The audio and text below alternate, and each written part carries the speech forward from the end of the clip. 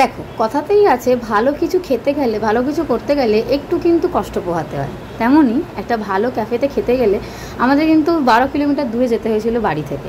এই দেখো ট্রেনে করে চলে যাচ্ছি খড়দা। আজকে আমার সাথী ছিল রোজ, তোমরা তো রোজকে সবাই চেনো। তো খড়দাতে দিয়ে 4 নম্বর স্টেশন থেকে রহরা বাজারের দিকে যাব। যেতেই মায়ের এই সুন্দর মূর্তিতে চোখে পড়লো। চলে এলাম চা অ্যান্ড টা ক্যাফেতে। এত সুন্দর সাজিয়েছে। আসলে ক্যাফেটা আমার বন্ধু, খুবই পরিশ্রমী আমার বন্ধুটি। তো নতুন স্টার্ট আপ করেছে, আর সেটা এত ধামাকাদার বুঝতে পারিনি। এর আগেও একদিন এসেছিলাম ক্যাফেতে, তো আজকে ভাবলাম রোজকে নিয়ে একটু ঘুরে আসি। ঘোরাও হবে, খাওয়াও হবে, মজাও হবে, আর তোমাদের সন্ধানও দিতে পারবো। দেখো সামনেটা চা, হরেক রকমের বিস্কুটে কিন্তু ভর্তি। বিস্কুটের সাথে চা মিলেমিশে একাকার, মানে যেমন করে আর কি সানডেটা হয়। কফিও পাওয়া যায়, মেনু কার্ডটা তোমাদের সাথে শেয়ার করব। এখানে আন্টির ব্যবহার এত ভালো, আর যে দাদাভাই ছিলেন তারও ব্যবহার কিন্তু ভীষণ ভালো। মুখে সব সময় হাসি লেগেই থাকবে এবং তোমাদের সাথে সব সময় অ্যাটেন্ড করবে ওই আনন্দের সাথে। অ্যাম্বিয়েন্সটা একবার দেখেছো? নিজের হাতে তৈরি করেছে। নিজের জিনিস নিজের হাতে তৈরি করার আনন্দই কিন্তু আলাদা। এই যে এত সুন্দর সাকসেসটা আমার কিন্তু দেখে চোখ জুড়িয়ে যাচ্ছে, ভীষণ ভালোও লাগছে। আচ্ছা এবার বলি লোকেশানটা কোথায়। তোমরা খড়দা স্টেশনে চলে আসবে, যেখান থেকে আসো না কেন। খড়দার 4 নম্বর প্ল্যাটফর্ম থেকে সোজা রহরা বাজারের দিকে তোমরা আসতে পারো, 10 টাকা টোটো বা অটোর বিনিময়।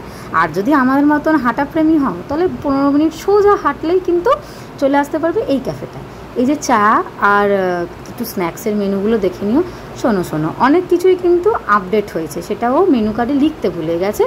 বললে বা জিজ্ঞেস করলে বেস্ট আইটেমগুলো বলে দেবে। প্রত্যেকটা আইটেমই যদিও বেস্টের বেস্ট, তবু এই যে আন্টি চা বানাচ্ছে, তোমরা তো জানো আমি কতটা চা প্রেমী বা পাগল মেয়ে। তো আন্টিকে বলেছি সুন্দর করে আমাকে একটু চা করে দিতে। আর এই দাদাভাইটি কিছু ফ্রায়েড আইটেম বানাচ্ছে, একদম পরিষ্কার পরিচ্ছন্ন হাইজিন মেনটেন করে করা। আমার বন্ধু বলে বলছি না, একবার তোমরা এই টা ক্যাফেটাতে ঘুরে আসো, খেয়ে আসো, তাহলেই বুঝতে পারবে। চায়ের শটটা দেখে অ্যাটলিস্ট আমার কিছু বলার অপেক্ষা থাকে না যে চাটা কত ভালো হয়েছে আর কি। আর কফি নিয়েছে রোজ, ওর তো কফি ছাড়া আবার চলে না। আমি আসলে একটু চা প্রেমী মানুষ। আর এই ফুলটা কিন্তু আমাদের দিয়েছে, মজা করছি, রাখা ছিল। এই যে দেখো ফিশ ফিঙ্গার আর হচ্ছে ফিশ ফ্রাই দিয়েছিল, সঙ্গে ছিল ভেজ কর্ন নাগেটস, অসাধারণ খেতে ছিল ওটা।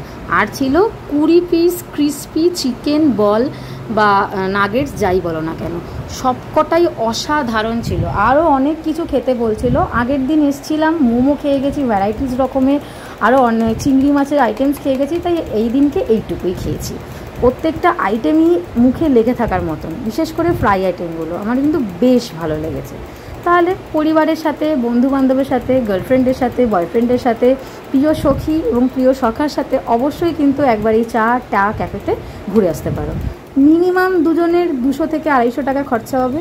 এত সুন্দর অ্যাম্বিয়েন্স, আর কলকাতা থেকে একটু দূরে এত সুন্দর জায়গাতে নিরিবিলিতে সময় কাটাতে এবং ভালো ভালো খাবার খেতে 250 টাকা দেওয়াই যায়, এমন কোনো ব্যাপার নয়। এই যে আমি একটু সাজুগুজু করে গেছিলাম, আসলে এত সুন্দর অ্যাম্বিয়েন্স, তো নিজেকে একটু গুছিয়ে না নিয়ে গেলে না ভালো লাগে না। তো আমার এই ভিডিওটা কেমন লাগলো অবশ্যই বলো। আর তোমরা টা ক্যাফেতে ভিজিট করছো কি না সেটাও কিন্তু জানিও। চলো এরকম নতুন নতুন ভিডিও পেতে আমার চ্যানেলটা অবশ্যই সাবস্ক্রাইব করে দিও। দেখা হচ্ছে অন্য ভিডিওতে। Bye bye.